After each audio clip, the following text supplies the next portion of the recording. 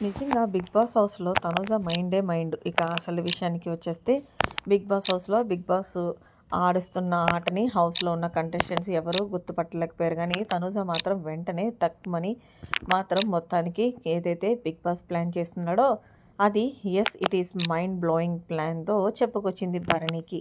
ప్రస్తుతం ఇదంతా కూడా లైవ్‌లో చోటు చేసుకుంది. భరణి తనుజని అడుగుతున్నాడు. తనుజ అసలు 'బిగ్ బాస్' హౌస్‌లో ఎవరు ఇద్దరు రెబెల్స్? ఆ రెబెల్స్ నీకు తెలుసా అంటూ తనుజని అడిగితే, నాన్న నాకు ఆ హౌస్‌లో రెబెల్ అనే వాళ్ళే ఎవరు లేరు.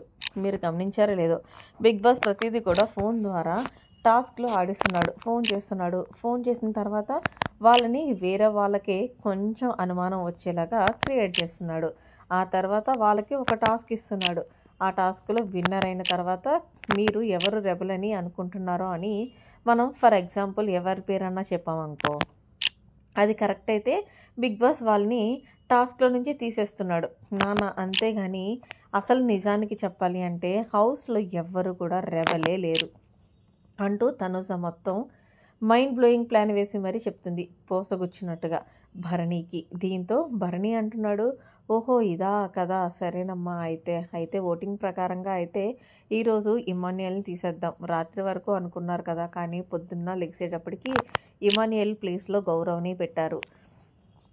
నీకేమన్నా ప్రాబ్లమా నీ టీం నుంచి తీసేస్తే అంటే తనుజ అంది, నాన్న మీరు ఎవరిని తీసేసినా అది మీ ఇష్టం, ఎందుకంటే ఇది గేమ్ పరంగా వెళ్తుంది కాబట్టి నేనైతే ఇందులో ఎలాంటిది ఇన్వాల్వ్మెంట్ అయితే అవ్వను, ఎందుకంటే game is game, rule is rule అంటూ తనుజ అయితే చెప్పుకొచ్చింది.